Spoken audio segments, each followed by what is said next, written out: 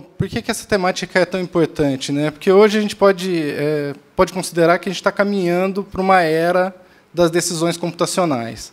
Se a gente parar bem para pensar, a gente já consegue identificar uma série de decisões que, hoje em dia, já são tomadas por sistemas computacionais, dos quais a gente não tem muito como ter ingerência sobre elas, né? Então, quando a gente entra num buscador, o que aparece no resultado de busca é o que o buscador nos diz que tem que aparecer, né? Quando a gente acessa a rede social, o nosso feed, né, o que está lá é definido pela própria rede social. Quando a gente entra no Uber, ou num aplicativo de táxi, ele define quem leva a gente para um lugar ou para o outro, que hospedagem a gente vai ter, o site de hospedagem vai dizer. Então, já existem uma série de decisões que hoje já são tomadas por computadores e dá para dizer que nós estamos numa era da decisão dos computadores. E isso muda muito a forma como a vida acontece e como o direito também opera, né? Então, uma das questões que eu acho bastante relevante é as nossas relações de consumo nunca terminam, né? A gente está lá dormindo em casa e o nosso celular está conectado, a gente está ligado no Google ou na Apple, e a relação de consumo, enquanto a gente está dormindo, ela está acontecendo. Os dados estão sendo captados. Então, a gente vive numa sociedade hoje de relações de consumo contínuo. A gente, diariamente, aliena nossos dados, na maioria das vezes, sem ler o contrato que nos vinculam, né? Assim, quem aqui leu todos os termos de uso de todos os aplicativos? Vai ser meu fã, eu vou descer aqui e pegar um autógrafo. Todos, né? Nós não fazemos isso. E mesmo que nós tivéssemos essa possibilidade de ler, muitas vezes a gente é compelido, por uma exigência de convívio social, a entrar nesses sistemas. Nós não temos alternativas a eles, né? Eles pautam a vida contemporânea, né? Então, é sob essa ótica que a gente tem que olhar a questão da proteção dos dados pessoais. E, quando a gente faz isso, a gente parte de uma ideia de confiança a priori. Quer dizer, a gente primeiro confia para depois ver se funciona, né? Quando a gente entra num aplicativo novo, a gente parte do princípio que vai dar tudo certo, né? E a pergunta que a gente tem que se fazer aqui é a seguinte: será que o fornecedor consegue garantir essa confiabilidade? Se ele fizesse tudo certo, ele conseguiria garantir? Para responder essa pergunta, eu acho que vale a gente andar para trás, e ir lá para 1983. Esse aqui da foto é o Ken Thompson. Esse sujeito é um dos maiores cientistas da computação de todos os tempos. Ele ganhou o prêmio Turing, que é o prêmio Nobel da computação. Ele foi um dos co-criadores do sistema operacional Unix, que é talvez o mais celebrado sistema operacional de todos os tempos. Ele criou a linguagem de computação B e foi co-criador da linguagem de computação C, que todo mundo conhece, né? Todo mundo da área conhece, todo mundo da área já programou em C um dos seus derivados. E o Ken Thompson, quando ele foi receber o prêmio Turing, ele fez um discurso. E o discurso dele tinha o seguinte título: Reflexões sobre a confiabilidade da confiança. E, durante esse discurso, ele apresentou um trechinho de código. Eu não vou entrar na questão técnica, mas eu trouxe o trechinho de código, que é esse aqui, um trechinho singelo de código de um programa que é muitas vezes usado como um exercício nas escolas de computação. E o que esse trecho de código faz? Ele simplesmente, quando executado, escreve ele mesmo. Então, é um trecho de código que, quando você executa, ele se reescreve. E, a partir desse texto de código, o Ken Thompson, durante a apresentação, conseguiu provar que, se eu colocar um trecho de código como esse, com um conteúdo malicioso, na hora de compilar um compilador, e o compilador é um programa feito para construir outros programas, eu consigo incluir uma vulnerabilidade sem que essa vulnerabilidade fique explícita no código. Então, eu tenho uma vulnerabilidade que o código não mostra. Então, eu posso mostrar o código para alguém e a pessoa fala, não existe vulnerabilidade aqui. Eu posso pegar esse código e recompilar, mesmo sem existir a vulnerabilidade ali, o novo compilador gerado vai ter aquela vulnerabilidade porque ela está no código binário do primeiro compilador. E o que ele queria dizer com isso? Que o simples fato de não ter no código fonte não significa que você está protegido. Você pode ter vulnerabilidades que foram impostas na cadeia anterior do software. E ele cria uma moral da história que eu acho bastante interessante, que é essa aqui. Você não pode confiar em um código que não foi totalmente criado por você. Então, essa é a demanda de confiança por um dos maiores cientistas de computação do mundo. E aí ele complementa, especialmente se o código for feito por companhias que me empregam, ou empregam pessoas como eu, que sabem como fazer esse tipo de vulnerabilidade. Né? Então, a grande questão que se coloca é, mesmo que as empresas queiram, elas não conseguem garantir 100% de confiabilidade. E se já era ruim em 1983, hoje, com a inteligência artificial, tudo fica ainda mais complexo. Porque agora as empresas realmente não têm mais o controle sobre a confiabilidade daquilo que é executado. Porque dados e programas se confundem, né?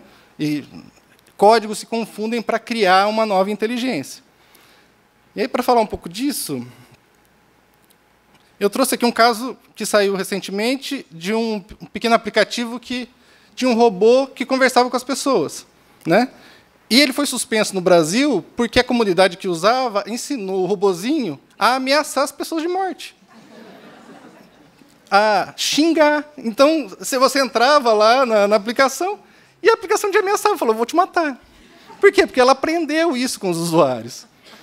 Então, é muito difícil você ter controle num cenário computacional como esse. E aí, a questão que eu acho mais importante é, no final das contas, como que a gente pode se proteger nesse cenário? Né? E qual o papel do advogado na proteção dos direitos fundamentais? Né? E aí eu separei três pontos relevantes. O primeiro eu vou tratar rapidamente, porque é o ponto mais comentado.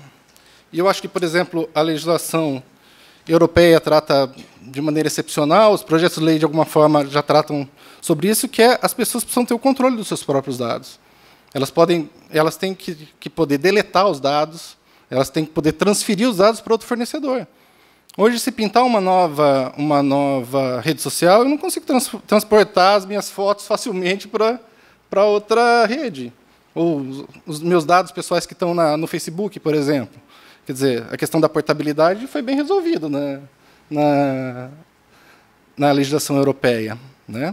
Quero ver fazer funcionar de verdade. Mas que está lá previsto, está. Né? Então, esse é o primeiro ponto. O segundo ponto, que eu acho mais preocupante, é a criação de meios eficazes de se fazer cessar a violação de direitos. E aqui a gente tem um exemplo muito contundente no Brasil, que é o direito do esquecimento, que o próprio professor Coriolano já comentou sobre ele. Hoje, no Brasil, você não consegue fazer uma desindexação. Né? Você tem uma informação inverídica no buscador, e você não consegue tirar ela de lá.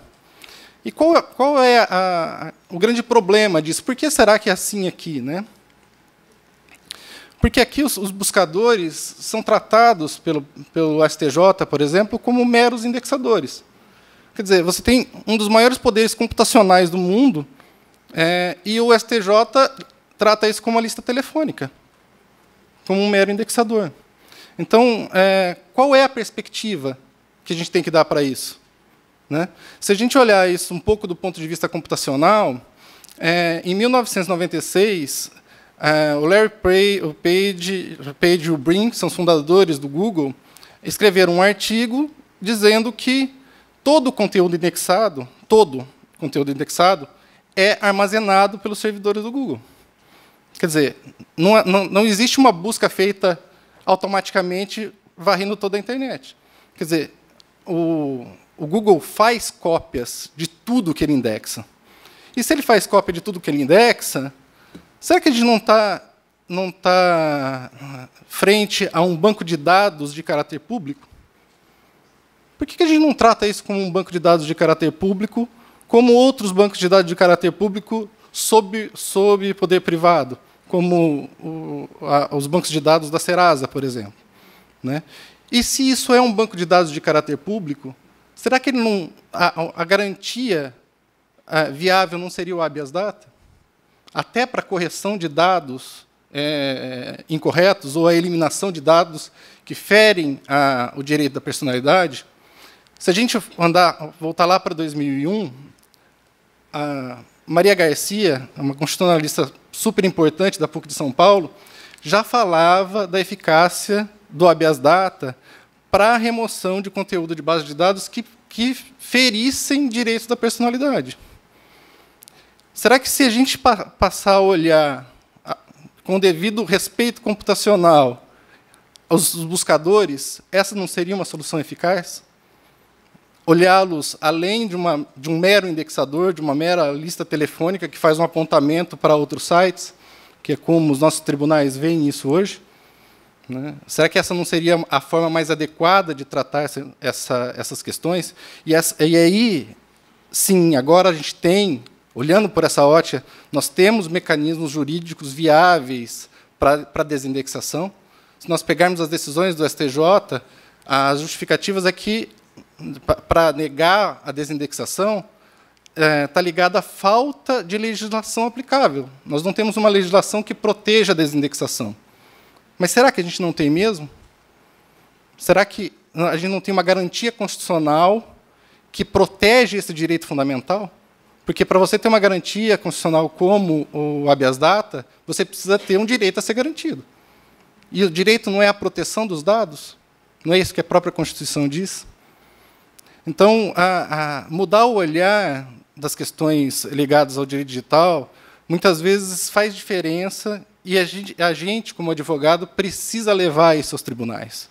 A gente precisa levar essas novas perspectivas, essas novas formas de olhar as questões ligadas ao direito digital, para que os tribunais também possam avaliá-las. Né? O trabalho conjunto com profissionais da área técnica, de tecnologia da informação, também é fundamental para a criação de novas teses jurídicas. E esse é um papel fundamental da advocacia nas questões ligadas a direito digital. E aí um terceiro ponto, que é o último, até para a gente poder ir para o almoço, né, que está quase na hora, é que decisões computacionais restritivas de direito precisam ser fundamentadas. Hoje, quando a gente recebe um anúncio numa rede social, ninguém explica muito por que aquilo aparece para a gente. Né? Essa pode ser uma decisão banal, mas e quando a decisão envolve uma restrição de crédito?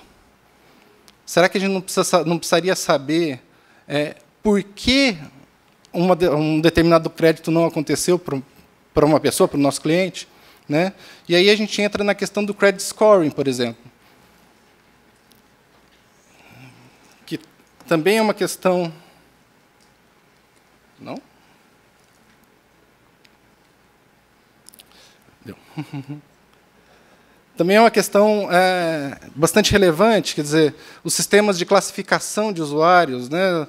Uma nota percentual para cada pessoa, dizendo se ele tem potencial de tomar determinado empréstimo, de fazer determinada compra. Né? Esses sistemas foram considerados legais, eles devem ser assim considerados efetivamente, e o STJ definiu que bastaria a pessoa ter acesso aos dados de origem e a nota. Não seria necessário ela receber uma fundamentação de como a empresa chegou naquela nota. Mas será que só os dados de origem e a nota são informações suficientes para que a pessoa possa combater aquela decisão de não crédito, por exemplo? Ou será que o provedor de serviço também não precisaria trazer uma fundamentação, né?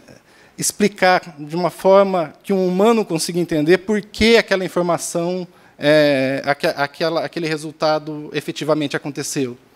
Se a gente for olhar para a utilização de robôs, isso fica ainda mais relevante, essa necessidade de fundamentação. Essa semana, a Receita Federal informou que, para tratamento de pequenos processos tributários em âmbito administrativo, a Receita vai começar a usar robôs. Mas, ok, e aí o resultado disso? O contribuinte vai ficar sabendo? Ou o robô vai gerar um monte de informação e o analista ou o fiscal da Receita vai separar as informações que são mais convenientes para montar efetivamente a decisão? E será que essa é a posição mais justa com relação ao contribuinte? Quer dizer, uma geração de informação grande que depois é selecionado por um ser humano para que o resultado seja, em tese, o pior possível para o contribuinte? Ou seria necessário que o contribuinte tivesse acesso a todo o processo decisório? Para grandes contribuintes, quando há uma análise massiva de dados, será que não seria necessário oferecer para o contribuinte também as regras de negócio que foram utilizadas para o processamento daquele grande volume de dados? Todas essas questões estão ligadas à fundamentação de software, à necessidade de que as soluções de software tenham que se explicar.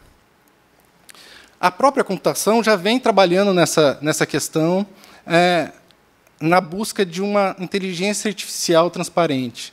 Existem diversos trabalhos acadêmicos, diversas iniciativas que tratam da construção de sistemas de inteligência artificial que sejam capazes de dar explicação sobre as suas atuações de forma que um ser humano possa entender.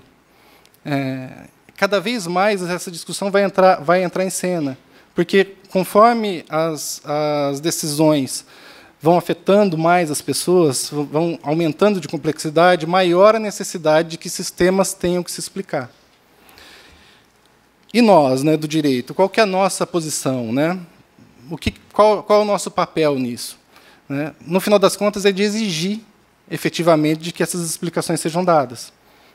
A gente, na proteção dos direitos da personalidade dos nossos clientes, tem que trabalhar para que essas decisões sejam efetivamente fundamentadas. A gente, como operador do direito, sabe que a fundamentação, e isso vale até para as decisões judiciais, é um fator fundamental para diminuir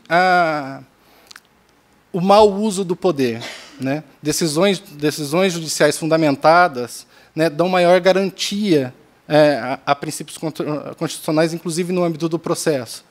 E, hoje, computadores tomam decisões bastante complexas e de forma bastante decisiva na vida das pessoas. E a gente tem que exigir que essas soluções possam, efetivamente, fundamentar suas decisões para que as pessoas possam também fazer um contraponto na defesa dos seus direitos. E, para terminar, eu gostaria só de citar, de novo, Ken Thompson, que, no final do discurso dele, em 83, ele dá 2 conselhos. Primeiro, ele diz que nós não devemos tratar os hackers como heróis, e eu acho que a gente cometeu um pouco esse erro, como sociedade, a gente meio que endeusificou os hackers por algum tempo. E, segundo, que essas